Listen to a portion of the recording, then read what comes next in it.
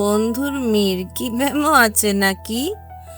নে ভাই, এ আর কি করিস নে, ওঠ। ওসবে আমার ভারী ভয় করে। প্রবল বিদ্যুতের ঝটকায় মানুষ যেমন কেঁপে ওঠে, ঠিক তেমনি এর হাতের স্পর্শে সত্যর আপাদমস্তক কেঁপে উঠল। রমণী বলল, আমার নাম শ্রীমতী বিজলি। তোমার নামটি কি ভাই? আবু না গাবু? সমস্ত লোকগুলো হো হো শব্দে অট্টহাসি জুড়ে দিল। দিদিমণির দাসীটা হাসির চোটে একেবারে মেঝের উপরে লুটোপুটি খেতে লাগলো। কি রঙ্গরি জানম দিদিমণি। থাম দেখি, বাড়াবাড়ি করিস নে। আসুন, উঠে আসুন। এই বলে জোর করে সত্যকে টেনে এনে একটা চৌকির উপর বসিয়ে দিয়ে পায়ের কাছে হাঁটু গেড়ে বসল। যে লোকটা মদ খাচ্ছিল উঠে এসে পায়ের কাছে প্রণাম করল। তার নেশা হয়েছিল। কেঁদে ফেলে বলল, কোথায় বড় পাতকি আমি, একটু পদরে অদৃষ্টের বিড়ম্বনায় আজ সত্য স্নান করে একখানা গরদের কাপড় পরেছিল। যে লোকটা হারমোনিয়াম বাজাচ্ছিল তার একটু কাণ্ডজ্ঞান ছিল। সে সহানুভূতির স্বরে বলল, কেন বেচারাকে মিছিমিছি সংসার যাচ্ছ তোমরা? বাহ, মিছি মিছি কি যে, ও তো সত্যিকারের সং বলেই তো এমন আমোদের দিনে গড়ে এনে তোমাদের তামাশা দেখাচ্ছি। আচ্ছা, মাথা খাস গাবু, সত্যি বলতো ভাই, কি আমাকে তুই ভেবেছিলি? নিত্য গঙ্গা স্নানে যাই, কাজেই ব্রাহ্মণ নই, মুসলমান খ্রিস্টানও নই। ইঁদুরগড়ের এত বড় ধারি মেয়ে, হয় সধবা নয় বিধবা। কি মতলবে চুটিয়ে পীড়িত করছিলি বলতো? বিয়ে করবি বলে, না ভুলিয়ে নিয়ে লম্বা দিবি বলে? ভারী একটা হাসি উঠল। তারপর সকলে মিলে কত কথাই বলতে লাগলো। সত্য একবার মুখ তুলল না, একটা কথারও জবাব দিল না। সে মনে মনে কি ভাবছিল তা বলবি বা কি করে, আর বললেই বুঝবেই বা কে? থাক সে। বিজলি তখনই হঠাৎ করে উঠে দাঁড়িয়ে বলল, বাহ, বেশ তো আমি। যা খেমা, শিগগির যা, বাবুর খাবার নিয়ে আয়। স্নান করে এসেছেন। বাহ, আমি কেবলই তামাশাই করছি যে। ছি ছি ছি ছি, বড় ভুল হয়ে গেছে গো। কিছুক্ষণ পরে দাসী এক থালা খাবার নিয়ে এসে হাজির হলো। বিজলি নিজের হাতে নিয়ে আবার হাঁটু গেড়ে বসে বলল, মুখ তোলো, খাও। এতক্ষণ সত্য তার সমস্ত শক্তি এক করে নিজেকে সামলাচ্ছিল। এইবার মুখ তুলে শান্তভাবে বলল, আমি খাবো না। কেন? চাতে যাবে? আমি হাঁড়ি না মুচি? তা হলেও বা খেতুম, আপনি যা তাই। হাবু বাবুও চুরি ছোড়া চালাতে জানেন দেখছি। বিজলির এই হাসি শুধু শব্দ মাত্র, হাসি নয়। তাই আর কেউ সেই হাসিতে যোগ দিতে পারল না। সত্য বলল, আমার নাম সত্য, হাবু নয়। আমি ছুরি ছোড়া চালাতে কখনো শিখিনি, কিন্তু নিজের ভুল টের পেলে শ্রদ্ধাতে শিখেছি। বিজলি হঠাৎ কি একটা কথা বলতে গেল, কিন্তু চেপে নিয়ে শেষ পর্যন্ত বলল, আমার ছোঁয়া খাবে না? না। খাবেই, এই বলছি তোমাকে। আজ নয় কাল, না হয় দুদিন পরে, খেতে তোমাকে হবেই। দেখুন, ভুল সকলেরই হয়, আমার যে কত বড় ভুল হয়েছে তা সবাই টের পেয়েছে, কিন্তু আপনারও ভুল হচ্ছে। আজ নয়, আগামী জন্মে নয়, কোনো কালই আপনার ছোঁয়া খাবো না। এখন অনুমতি করুন আমি যাই, আপনার নিঃশ্বাসে আমার রক্ত শুকিয়ে আসছে। তার মুখের ওপর গভীর ঘৃণার এমনই সুস্পষ্ট ছায়া পড়ল যে তা ওই মাতালের চোখও এড়াতে পারল না। সে মাথা নেড়ে বলল, এই বিজলি বিবি, অরসিকেশ রসস্য নিবেদনম। যেতে দাও, যেতে দাও, সকালবেলার আমত্তে মাটি করে দিলে। বিজলি জবাব দিল না। স্তম্ভিত হয়ে সত্যের মুখের দিকে তাকিয়ে দাঁড়িয়ে রইল। ঠিকই তো, তার ভয়ানক ভুল হয়েছিল। সে তো কল্পনাও করেনি এমনি মুখ চোরা শান্ত লোক এমন করে বলতে পারে। সত্য আসন ছেড়ে উঠে দাঁড়ালো। বিজলি মৃদু স্বরে বলল, তোমার দুটি পায়ে পড়ি, আর একটু বসো। প্রথম চোটে একটু জোরে খেলবে। যেতে দাও, যেতে দাও, সুতো ছাড়ো, সুতো ছাড়ো। সত্য ঘরের বাইরে আসলো। বিজলি পিছনে এসে পথ আটকে চুপি চুপি বলল, ওরা দেখতে পাবে, তাই তা নইলে হাত জোর করে বলতুম আমার বড় অপরাধ হয়েছে, ক্ষমা করো। সত্য নির্বাক, অন্যদিকে মুখ করে চুপ করে রইল। এই এই পাশের ঘরটা আমার পড়ার ঘর, একবার দেখবে না? একটিবার এসো, আমি মাপ চাইছি, এসো না। না তাহলে তাহলে কাল দেখা হবে তো? না আর কি কোনোদিনও দেখা হবে না? না না না, কখনোই না। আমার যে বিশ্বাস হয় না আর দেখা হবে না, কিন্তু তাও যদি না হয়, বলো বলো, এই কথাটা আমার বিশ্বাস করবে। এই কান্নার স্বর শুনে সত্য অবাক হলো। কিন্তু এই 15-16 দিন ধরে যে অভিনয় সে দেখেছে তার কাছে এ তো কিছুই নয়। তবুও সে মুখ ফিরিয়ে দাঁড়িয়ে রইল।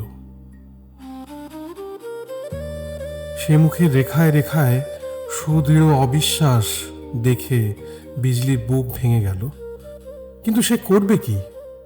হায়, বিশ্বাস করার মতো সমস্ত উপায় তো সে আবর্জনার মতো ঝাড় দিয়ে ফেলে দিয়েছে। সত্য প্রশ্ন করল, কি বিশ্বাস করব? কি বিশ্বাস করার কথা বলছো তুমি? বিজলির ঠোঁটগুলো কেঁপে উঠল, কিন্তু স্বর ফুটল না। জলে ভরা ওই চোখ দুটো মুহূর্তের জন্য তুলেই নিচু করল সে। সত্য তাকে দেখল, কিন্তু মিথ্যে চোখের জল কি হয় না? বিজলি মুখ না তুলেই বুঝল সত্য অপেক্ষা করে আছে। কিন্তু সেই কথাটা যে মুখ দিয়ে সে কিছুতেই বার করতে পারছে না, যা বাইরে আসার জন্য তার বুকের পাঁজরগুলো ভেঙে গুঁড়িয়ে যাচ্ছে। সে ভালোবেসেছে। সে ভালোবাসার একটা কণা সার্থক করবার লোভে সে এই রূপের ভাণ্ডার দেহটাও হয়তো একখণ্ড পুরনো জামা কাপড়ের মতোই ত্যাগ করতে পারে। কিন্তু কে তা বিশ্বাস করবে? সে যে দাগী আসামি, অপরাধের কোটি কোটি চিহ্ন সর্বাঙ্গে মেখে বিচারের সামনে দাঁড়িয়েছে। আজ কি করে সে মুখে আনবে? অপরাধ করাই তার পেশা বটে, কিন্তু এবার সে নির্দোষ। যতই দেরি হচ্ছে ততই সে বুঝতে পারছে বিচারক তার ফাঁসির হুকুম দিতে বসেছেন। কিন্তু কি করে সে রোধ করবে? সত্য অধীর হয়ে উঠেছিল। সে বলল, আমি চললাম। বিজলি তবুও মুখ তুলতে পারছিল না, কিন্তু এবার কথা বলল। বেশ, যাও, কিন্তু যে কথা অপরাধে মগ্ন থেকেও আমি বিশ্বাস করি, সে কথা অবিশ্বাস করে যেন তুমি অপরাধী হইও না। বিশ্বাস করো, সকলের দেহতেই ভগবান বাস করেন এবং আমরণ দেহটাকে তিনি ছেড়ে চলে যান না। সব মন্দিরেই দেবতার পূজা হয় না বটে, তবুও তো তিনি দেবতা। তাকে দেখে মাথা নোয়াতে না পারো, তাকে মারিয়ে যেতে পারো না। এই বলে পায়ের শব্দে সে মুখ তুলে দেখল সত্য ধীরে ধীরে নিঃশব্দে চলে যাচ্ছে। স্বভাবের বিরুদ্ধে বিদ্রোহ করা যেতে পারে, কিন্তু তাকে তো উড়িয়ে দেওয়া যায় না। নারী দেহের উপর শত অত্যাচার চলতে পারে, কিন্তু নারীত্বকে তো অস্বীকার করা চলে না। বিজলি নর্তকী, তবুও সে যে নারী, আজীবন সহস্র অপরাধে অপরাধী, তবুও যে এটা তার নারী দেহ। ঘণ্টাখানেক পরে যখন সে ঘরে ফিরে আসলো, তখন তার লাঞ্ছিত অর্ধমৃত নারী প্রকৃতি অমৃত স্পর্শে জেগে বসেছে। এই ক্ষুদ্র সময়টুকুর মধ্যে তার সমস্ত দেহে যে কি অদ্ভুত পরিবর্তন ঘটেছে তা ওই মাতালটা পর্যন্ত টের পেল। সেই মুখ ফুটে বলে ফিরল, কি বাইজি, চোখের পাতা ভিজেছে? মাই, ছোড়াটা কি এক গুয়েট অন জিনিস বিলো মেনু কে বিয়ে না রাজা থারা যায় এদিকে দাও তো। এই বলে সে নিজেই থালাটা টেনে গিলতে থাকল। তার একটা কথাও বিজলির কানে গেল না। হঠাৎ তার নিজের পায়ে নজর পড়ায় পায়ে বাঁধা ঘুঙুরের তোড়া যেন বিছের মতো তার দুপা জড়িয়ে দাঁত ফুটিয়ে দিল। সে তাড়াতাড়ি সেগুলো খুলে ছুঁড়ে ফেলে দিল। মাতাল জিজ্ঞেস করল, এই খুললে যা। বিজলি মুখ তুলে একটুখানি হেসে বলল, আর পড়বো না বলে? অর্থাৎ? অর্থাৎ আর না, বাইজি মরেছে। তা কি রোজে বাইজি?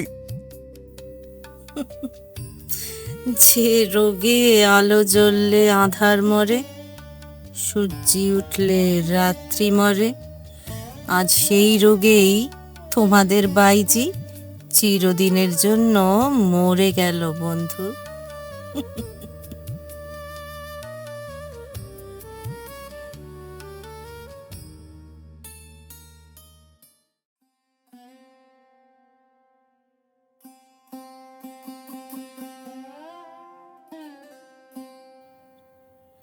চার বছর পরের কথা বলছি।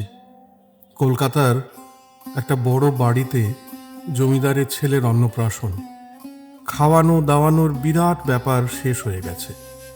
সন্ধ্যের পর বাইরের দিকের বিরাট প্রাঙ্গণে আসর করে আমোদ আহ্লাদ নাচ গানের উদ্যোগের আয়োজন চলছে। একধারে ৩-৪ জন নর্তকী, এরা নাচ গান করবে। দোতলার বারান্দায় পর্দার আড়ালে বসে রাধারানী একাই নিচের লোক সমাগম দেখছিল। নিমন্ত্রিতা মহিলারা এখনো আসেননি। নিঃশব্দে পিছনে এসে সত্যেন্দ্র বলল, এত মন দিয়ে কি দেখছো বলো তো? যা সবাই দেখতে আসছে, বাইজিদের সাজসজ্জা, কিন্তু তুমি হঠাৎ এখানে? তুমি একলাটি বসে আছো, তাই একটু গল্প করতে এলুম। ইস, তাই বুঝি? আরে সত্যি। আচ্ছা, দেখে বলো দেখি, ওদের মধ্যে সবচেয়ে কোনটিকে তোমার পছন্দ হয়? ওই যে ওইটিকে। এই বলে রাধারানী আঙুল তুলে যে স্ত্রীলোকটি সকলের পিছনে নিতান্ত সাদাসিধে পোশাকে বসেছিল তাকেই দেখিয়ে দিল। সত্য বলল, ও যে নেহাত রোগা। তা হোক, ওই সবচেয়ে সুন্দরী, কিন্তু বেচারি গরিব, গায়ে গয়না টয়না এদের মতো নেই। তা হবে, কিন্তু এদের মজুরি কত জানো? না তো, তা জানি না। ওই যে তুমি দেখছো, ওই দুজনের 30 টাকা করে, আর ওই যে ওর 50, আর যেটিকে গরিব বলছো তার 200 টাকা। বাবা, 200? কেন? ও কি খুব ভালো গান করে? কানে কখনো শুনিনি, লোকে বলে 4-5 বছর আগে খুব ভালোই গাইতো, কিন্তু এখন পারবে কিনা বলা যায় না। তবে অত টাকা দিয়ে আনলে কেন? তার কমেও আসে না, এতেও আসতে রাজি ছিল না, অনেক সাদাসাদি করে তারপর আনা হয়েছে। টাকা দিয়েও সাধাসাধি কেন? আর প্রথম কারণ হলো ও ব্যবসা ছেড়ে দিয়েছে। গুণ ওর যতই হোক, এত টাকা সহজে কেউ দিতেও চায় না, ওকেও আসতে হয় না, এই ওর ফন্দি। দ্বিতীয় কারণ আমার নিজের গরজ। তোমার গরজ না ছাই? কিন্তু গান গাওয়া ছেড়ে দিল কেন? শুনবে? হ্যাঁ, বলো না। ওর নাম হলো বিজলি। একসময়, কিন্তু এখানে যে লোক এসে পড়বে, রানী ঘরে যাবে? হ্যাঁ, যাব, চলো। স্বামীর পায়ের কাছে বসে সমস্ত শুনে রাধারানী আঁচলে চোখ মুছল। শেষে বলল, তাই আজ ওকে অপমান করে শোধ নেবে? এই বুদ্ধি তোমায় কে দিলে?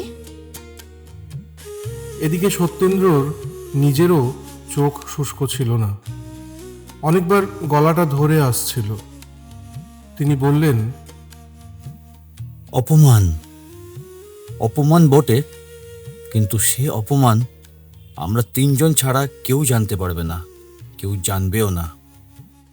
রাধারানী জবাব দিল না, আর একবার আঁচলে চোখ মুছে বেরিয়ে গেল। নিমন্ত্রিত ভদ্রলোকেরা আসন ভরেই দিয়েছে এবং উপরে বারান্দায় অনেক স্ত্রীলোকের সলজ্জ গুঞ্জন পর্দার আড়াল থেকে ভেদ করে আসছে। অন্যান্য নর্তকীরা প্রস্তুত হয়েছে, শুধু বিজলি তখনও মাথা হেঁট করে বসে আছে। তার চোখ দিয়ে জল পড়ছিল। দীর্ঘ 5 বছরে তার সঞ্চিত অর্থ প্রায় নিঃশেষ হয়েছিল। তাই অভাবের তাড়নায় বাধ্য হয়ে আবার সেই কাজ অঙ্গীকার করে এসেছে যা সে শপথ করে ত্যাগ করেছিল। কিন্তু সে মুখ তুলে দাঁড়াতে পারছিল না। অপরিচিত পুরুষের সতৃষ্ণ দৃষ্টির সামনে দেহ যে এমন পাথরের মতো ভারী হয়ে উঠবে, পা এমন করে দুমড়িয়ে ভেঙে পড়তে চাইবে, তা সে ঘন্টা 2 আগে কল্পনা করতে পারেনি। আপনাকে ডাকছেন। বিজলি মুখ তুলে দেখল পাশে দাঁড়িয়ে একটা 12-13 বছরের ছেলে। সে ওপরের বারান্দার দিকে আঙুল দেখিয়ে আবার বলল, মা আপনাকে ডাকছেন। বিজলি বিশ্বাস করতে পারল না, জিজ্ঞেস করল, কে কে আমাকে ডাকছেন? মা ডাকছেন। তো তুমি কে? আমি বাড়ির চাকর। আমাকে কেন ডাকবেন? তুমি বরং আরেকবার জিজ্ঞেস করে এসো। ছেলেটা কিছুক্ষণ পরে ফিরে এসে আবার বলল, আগে আপনার নাম বিজলি তো? আপনাকেই ডাকছেন। আসুন আমার সঙ্গে, মা দাঁড়িয়ে আছেন। বেশ, চলো। এই বলে বিজলি তাড়াতাড়ি পায়ের ঘুঙুর খুলে ফেলে তাকে অনুসরণ করে ভেতরে এসে প্রবেশ করলো। মনে করলো গৃহিণীর হয়তো বিশেষ কিছু ফরমায়েশ আছে, তাই এই আহ্বান। শোয়ার ঘরের দরজার কাছে রাধারানী ছেলে কোলে করে দাঁড়িয়েছিল। খুব কুণ্ঠিত পায়ে বিজলি সামনে এসে দাঁড়ানোর মাত্রই রাধারানী খুব সম্ভ্রমে তার হাত ধরে ভেতরে টেনে আনলো এবং একটা চৌকির ওপর জোর করে বসিয়ে দিয়ে হাসি মুখে বলল, দিদি, চিনতে পারো? বিজলি বিস্ময়ে হতবুদ্ধি হয়ে রইল। রাধারানী কোলের ছেলেকে দেখিয়ে বলল, ছোট বোনকে না হয় নাই চিনলে দিদি, সে দুঃখ করি না, কিন্তু এটাকে না চিনতে পারলে সত্যি ভারী ঝগড়া করব। এমন হাসি দেখেও বিজলি কথা বলতে পারল না, কিন্তু তার অন্ধকার আকাশ ধীরে ধীরে স্বচ্ছ হয়ে আসতে লাগলো। সেই অনিন্দ সুন্দর মাতৃমুখ থেকে সদ্য ফোটা গোলাপের মতো শিশুর মুখের প্রতি তার দৃষ্টি আটকে গেল। রাধারানী নিস্তব্ধ। বিজলি অপলক দৃষ্টিতে চেয়ে চেয়ে হঠাৎ উঠে দাঁড়িয়েই দুই হাত বাড়িয়ে শিশুকে কোলে টেনে নিয়ে সজোরে বুকে চেপে ধরে ঝরঝর করে কেঁদে ফেলল। চিনেছ দিদি? চিনেছি, চিনেছি বোন, চিনেছি। এ যে আমারও বড় আদরে, আমি চিনেছি। দিদি, সমুদ্র মন্থন করে বিষটুকু তার নিজে খেয়ে সমস্ত অমৃতটুকু এই ছোট বোনটিকে দিয়েছ। তোমাকে ভালোবেসেছিলেন বলেই আমি তাকে পেয়েছি। সত্যেন্দ্রর একটা ছোট ছবি হাতে তুলে বিজলি অপলক দৃষ্টিতে দেখছিল। মুখ তুলে মৃদু হেসে বলল, বিষের বিষেই যে অমৃত বোন, আমি বঞ্চিত হইনি ভাই। সেই বিষই এই ঘোর পাপিষ্ঠাকে অমর করেছে। দেখা করবে দিদি? না ভাই, 4 বছর আগে যেদিন তিনি এই অস্পৃশ্যাটাকে চিনতে পেরে বিষম ঘৃণায় মুখ ফিরিয়ে চলে গেলেন, সেদিন দর্প করে বলেছিলুম আবার দেখা হবে, আবার তুমি আসবে।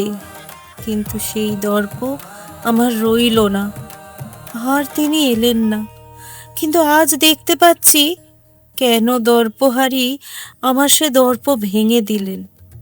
তিনি ভেঙে দিয়ে যে কি করে গড়ে দেন, কেড়ে নিয়ে যে কি করে ফিরিয়ে দেন, সে কথা আমার চেয়ে হাজার কেউ জানে না বোন।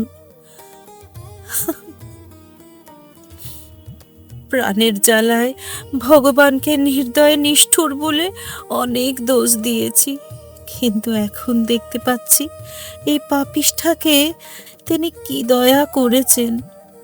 তাকে ফিরিয়ে এনে দিলে আমি যে সব দিকে মাটি হয়ে যেতুম, তাকেও পেতুম না, আর আর নিজেকেও হারিয়ে ফেলতো।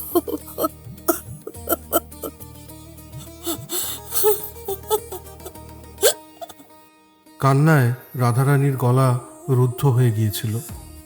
সে কিছুই বলতে পারল না। বিজলি আবার বলল, ভেবেছিলাম কখনো যদি আবার দেখা হয় তার পায়ে ধরে আর একটিবার মাপ চেয়ে দেখব, কিন্তু তার আর দরকার নেই। শুধু শুধু এই ছবিটুকু আমায় দেবি বোন, এর বেশি আমি কিচ্ছু চাই নে। চাইলেও ভগবান তা সহ্য করবেন না। আমি আমি চললুম।